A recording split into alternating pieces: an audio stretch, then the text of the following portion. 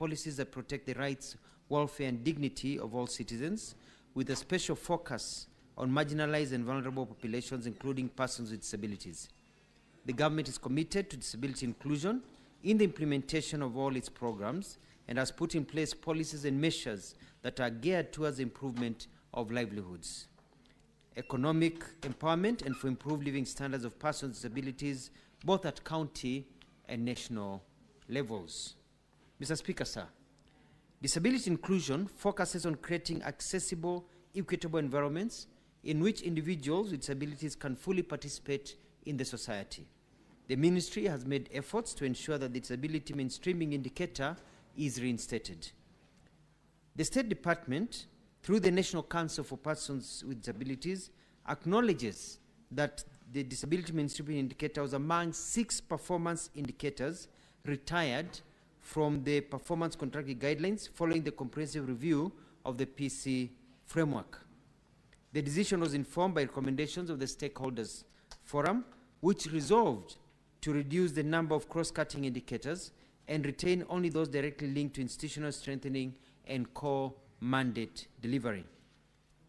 Despite its retirement from the performance contracting framework, Mr. Speaker, sir, the State Department for Social Protection, Senior Citizen Affairs, through the National Council for Persons with Disabilities, which is a specialist agency mandated by law to spearhead disability inclusion efforts in public institutions, has continued with the implementation of the indicator.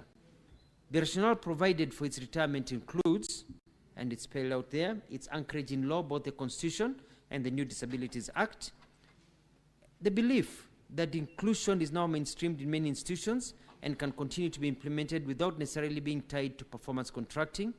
3, the existence of other indicators such as national values and principles of governance, which have aspects of disability inclusion and which are also reported, and the absence of formal impact assessment on the effectiveness of the disability mainstreaming indicator since its introduction.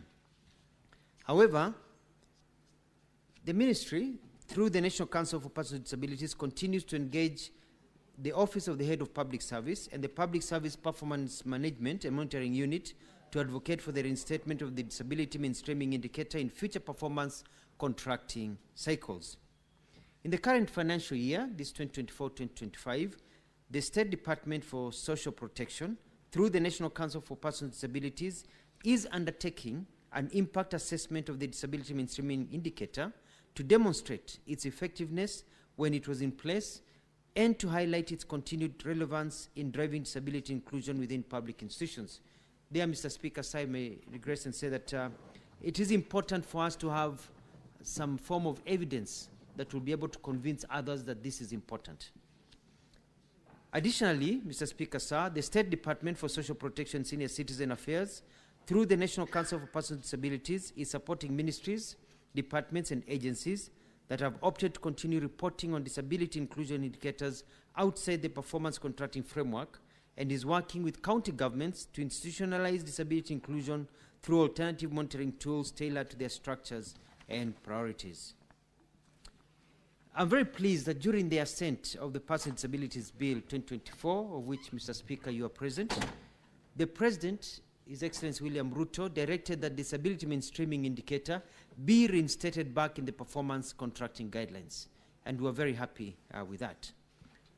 While this ministry is actively advocating for the reinstatement of the disability mainstreaming indicator, we want to tell this House that there is need that the ministry that is in charge of public service and performance contracting, because they're the ones to include it. Ours is to lobby and say it is important, to follow the law, but they're the ones to carry out the presidential directive. And so it is good for the Senate to be able to ask them what steps are being taken for its reinstatement as per the presidential directive.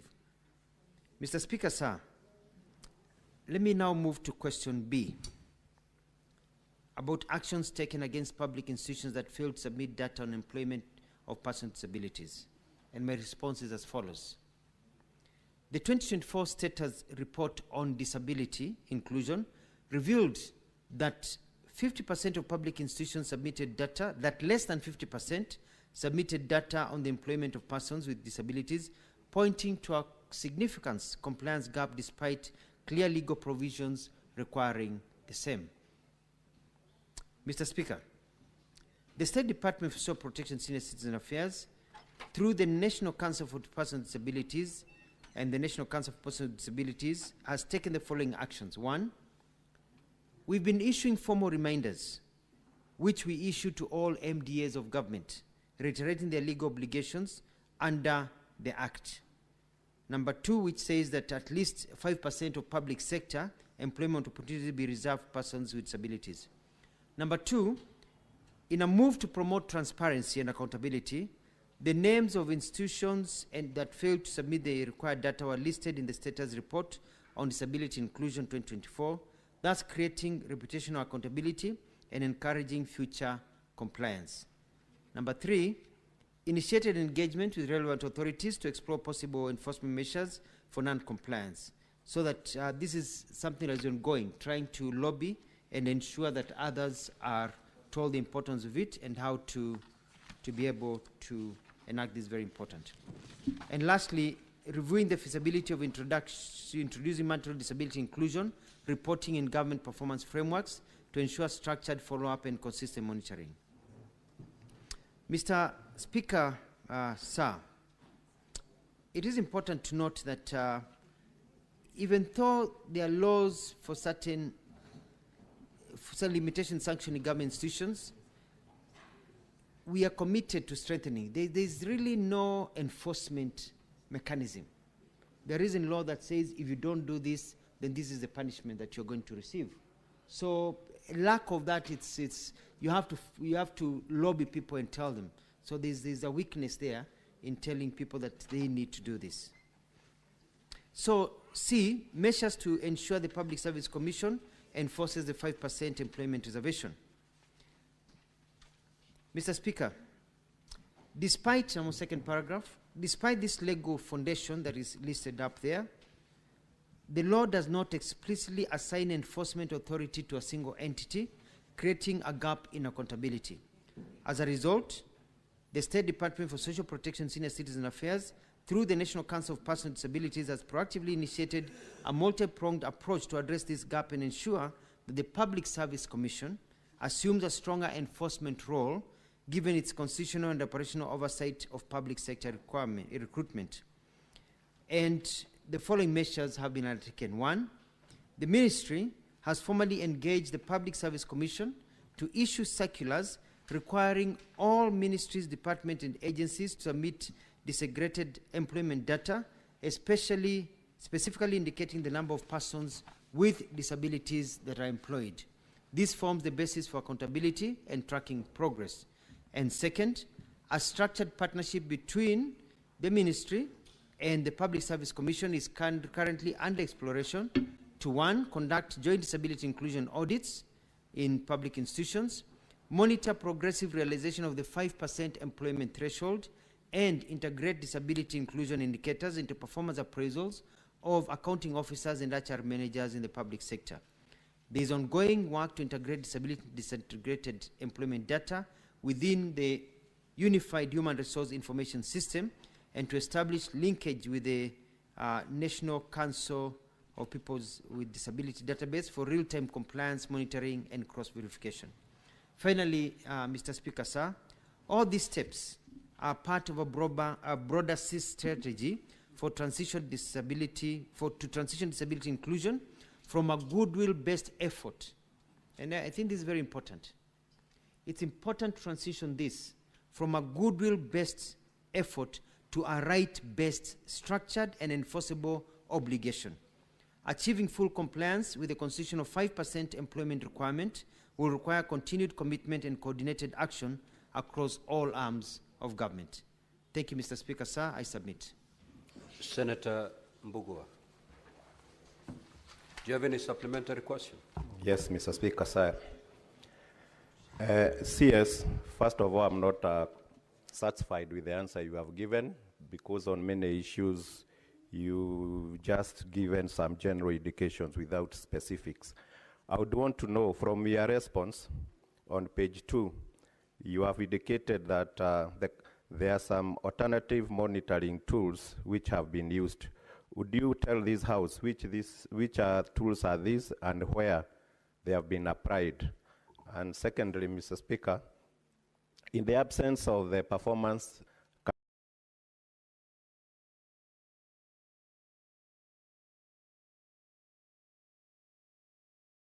yes, tell this House how his department, his ministry has been monitoring the inclusion status of the PWDs. Thank you.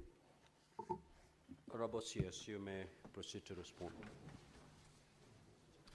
Thank you, Mr. Speaker. So I'm going to request the indulgence, Senator Mbugua. Just the second question, I missed the last bit with the indulgence.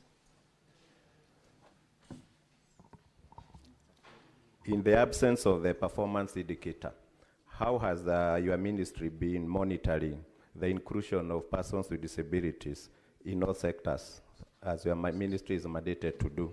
Thank you.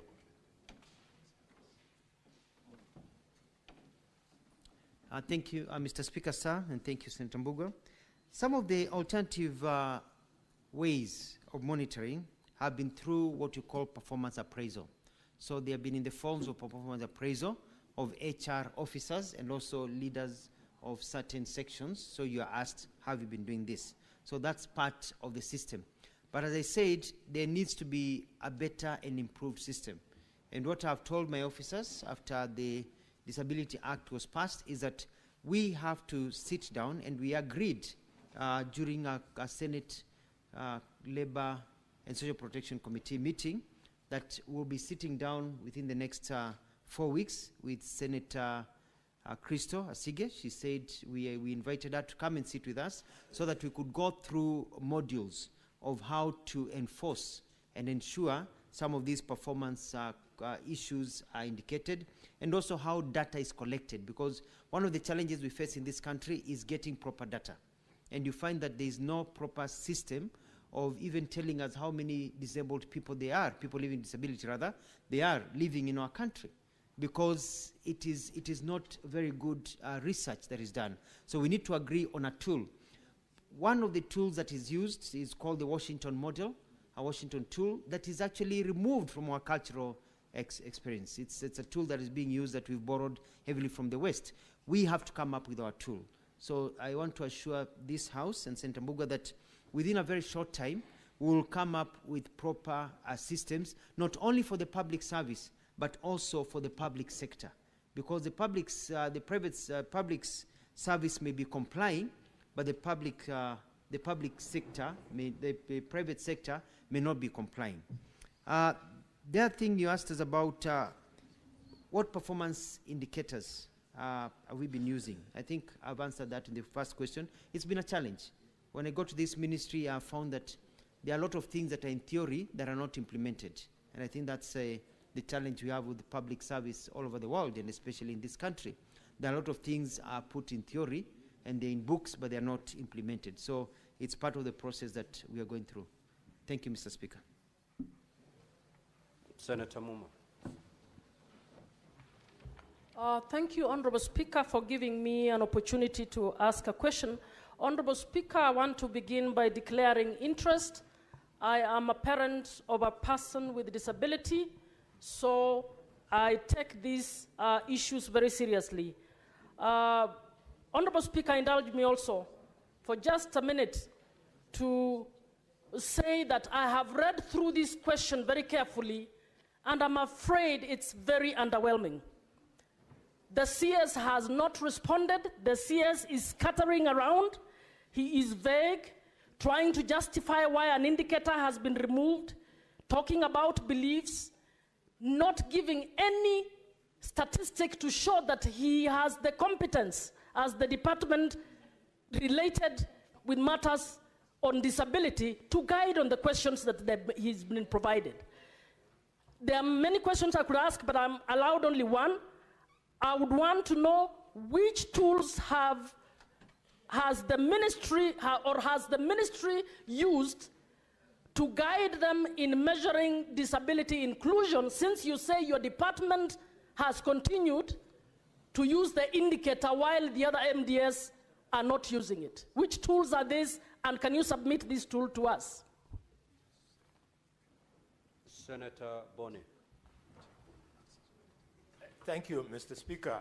Mr. Speaker, I would like to draw the attention of the CS to the figure 5%.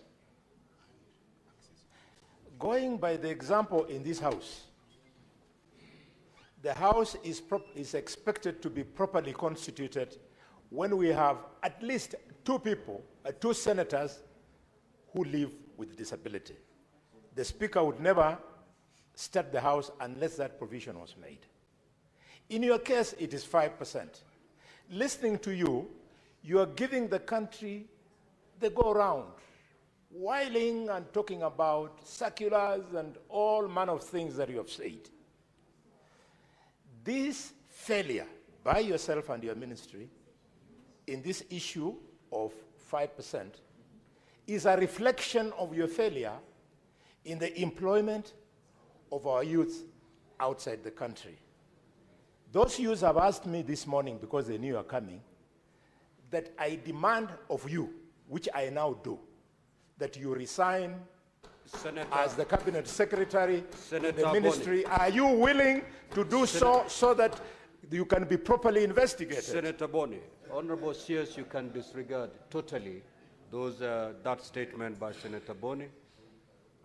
Just disregard that statement. It's got nothing to do with what has brought you before this House. Senator Enoch. And honorable senators, let us stick to our standing orders. Let us stick to our standing orders. Let us ask supplementary questions. Supplementary questions must flow from the primary questions. And Senator Boni, you're lucky I did not rule you out of order. So please, don't push the chair to those limits. Senator Enoch, proceed. I'm wondering who is out of order Senator now. Enoch has not even uttered a word. What is out of order about that? Proceed, Senator Enoch. Senator Boni, just take your seat. We've relaxed. It's my time. I think it's Speaker. The Speaker, my question flows from the response of the CS on part C of the question asked by Senator Mbugua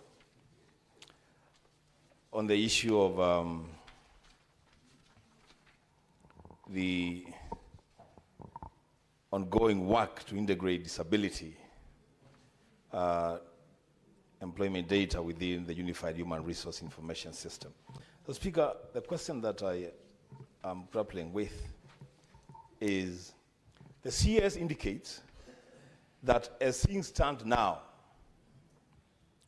treatment of issues to do with persons with disability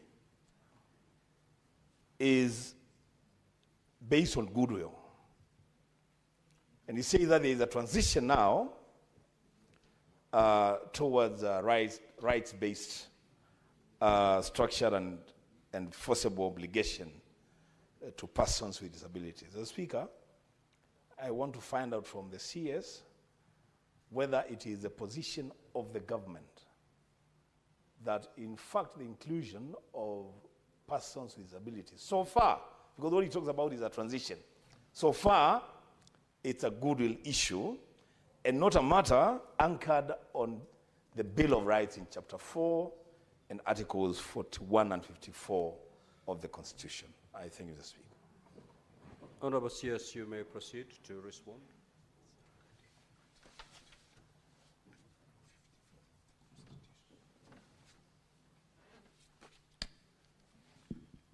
Thank you, Mr. Speaker, sir.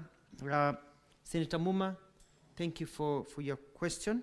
And I'm aware, I think we've had this conversation about you have more experience than most of us.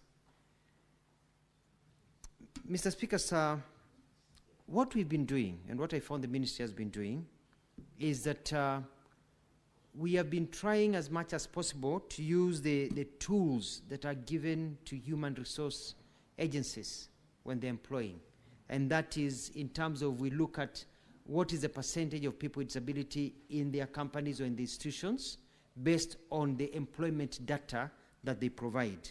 And so it's about accountability and access of that information. Number two is also looking at procurement, because, for example, the law is very clear that a certain percentage needs to be given, or government procurement needs to be given to people living with disabilities. So we've been also tracking to find out whether that is accurate and how it is being done. As I said earlier on, Mr. Speaker, the act that we had was weak, but the new act gives us more tools and an ability to do even better. And I want to thank Senator Keogh for pointing out, because this is where the dichotomy has been. It's like we've been put in a place whereby we are asking people to do things, but there is no enforcement mechanism. There is nothing that can be done to somebody when they don't do it. You know, there is no law, but now we have a law now, and you know, this Article 54 of the Constitution is very clear about some of these things.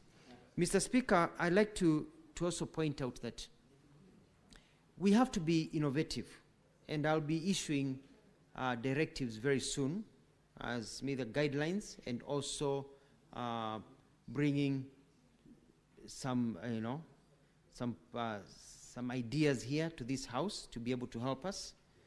For example, when I served as the governor of Machakos, we issued a notice and had all supermarkets and buildings compliant with the law. And woke up one day and we shut down a lot of buildings. And we closed, shops, supermarkets, and people complied very well. But you see, that was just because it was something that was very important to me and my government at the time in Machakos. But we want to make this a national issue. For example, if you are hard of seeing, for example, like visually impaired, like Crystal, Senator Crystal, and you go into a building, other people will find out where you are going because you have to ask somebody to push the button of the third or the fifth floor for you. Whereas, like when you go to other countries that have been, when on my government trips, you find that all the lifts have braille. So you can just touch and know where you're pushing. And when you're inside the lift reads out the floors so that you know the next floor is yours, and the lifts have opened. So we're getting there. But these are things that we can't just let the private sector and the public sector do it under goodwill. So we'll be giving directives as government and saying these are things that are expected. Ramps have been well enforced all over. But there's a simple thing, Mr. Speaker, sir. And I like the point that Dr. Senator Alwale talked about how this House has ensured that people living with disability are included and part of this House. If you're in a wheelchair, members of this House, if you're in a wheelchair and you want to do a banking transaction and you want to go to an ATM here in Nairobi, in a wheelchair, you'll not be able to transact. You'll have to ask somebody to help you, because the ATMs are made for people who are standing, able-bodied people. Majority of people on wheelchairs cannot reach that ATM. So we need to do like what they have done in Australia, they have done in England, they have done in many countries, also have ATMs that also consider the lives of people who are living with disabilities. Thank you, Mr. Speaker. Now, honorable senators, we need to conclude it at that. It is now 10:12. We will move to the next question. Now, honorable senators, we have, for lack of a better word, wasted 15 minutes of this question because we did not raise quorum at 9:30. We started at 9:45. So please, honorable senators, question time, let us be in the House by 9:30 so that we can take full advantage of time and interact with the CSs longer. Having lost 15 minutes at no fault of the CS, we are going to release the CS at this juncture and usher in the CS in charge of cooperatives and micro and small medium enterprises. Honorable CS, you are released. You may leave at your pleasure.